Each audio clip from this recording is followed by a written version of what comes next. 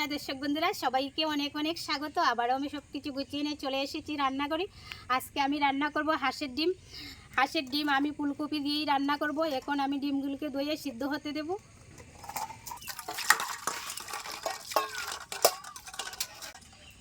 ডিমগুলিকে আমি ভালো করে ধুয়ে নিয়েছি। এখন আমি ডিমগুলি সিদ্ধ হতে দেব।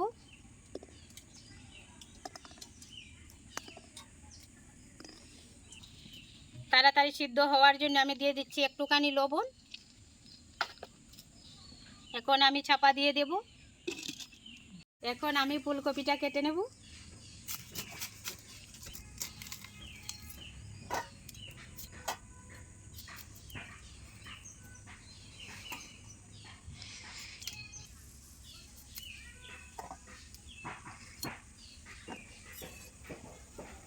ফুলকপি আমি কেটে নিয়েছি। এখন আমি ভালো করে ধুয়ে নেব।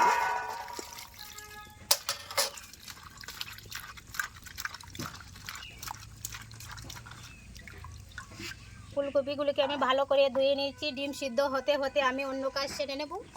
এটা উঠিয়ে দেখি ডিমগুলি সিদ্ধ হয়ে গেছে কিনা। ডিমগুলি সিদ্ধ হয়ে গেছে, নামিয়ে নিচ্ছি।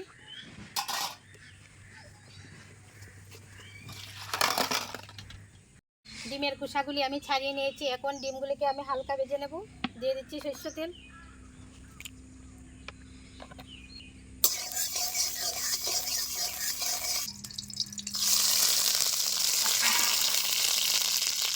হলুদ গুঁড়ো দিয়ে দিচ্ছি একটুখানি লবণ। ডিমগুলোকে ভেজে নিয়েছি, উঠিয়ে নেব।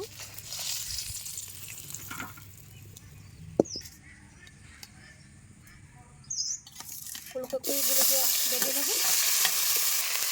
হলুদ গুঁড়ো দিয়ে দিচ্ছি একটুখানি লবণ, হালকা ভেজে নেব।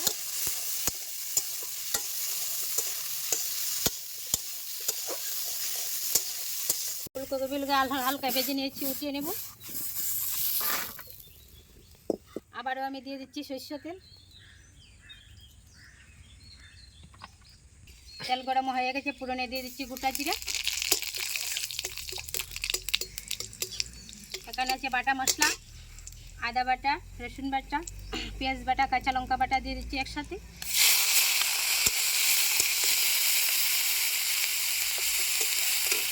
দিয়ে দিচ্ছি টমেটো কুচি।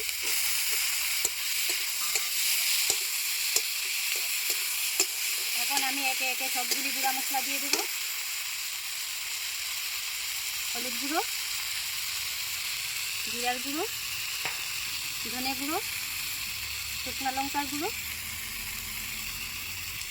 গোলমরিচের গুঁড়ো, আর আমি দিয়ে দেবো স্বাদ মতো লবণ।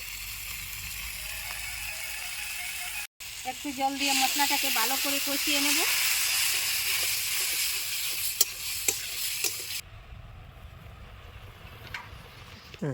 মশলাগুলিকে আমি ভালো করে কষিয়ে নিচ্ছি। এবার আমি দিয়ে দেবো ভেজে রাখা ডিম আর ফুলকপি।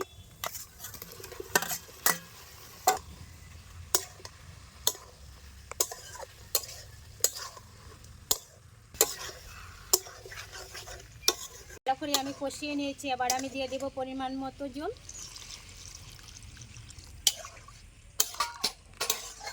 দশ থেকে 15 মিনিট আমি ঢাকনা চাপা দিয়ে রান্না করে নেব। মিনিট পর ফিরে এলাম। ঢাকনাটা উঠিয়ে দেখি হয়ে গেছে কিনা। রেসিপি তো হয়েই গেছে। দিয়ে দিচ্ছি গরম মশলা,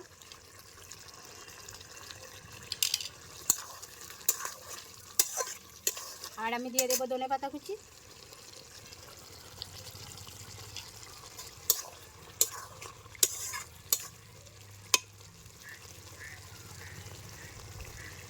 উঠিয়ে নিচ্ছি।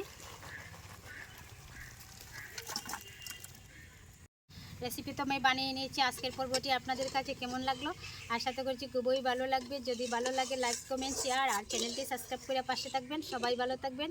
আজকের ভিডিওটি আমি এখানে শেষ করছি। আবারও দেখা হবে নতুন ভিডিওতে। নমস্কার।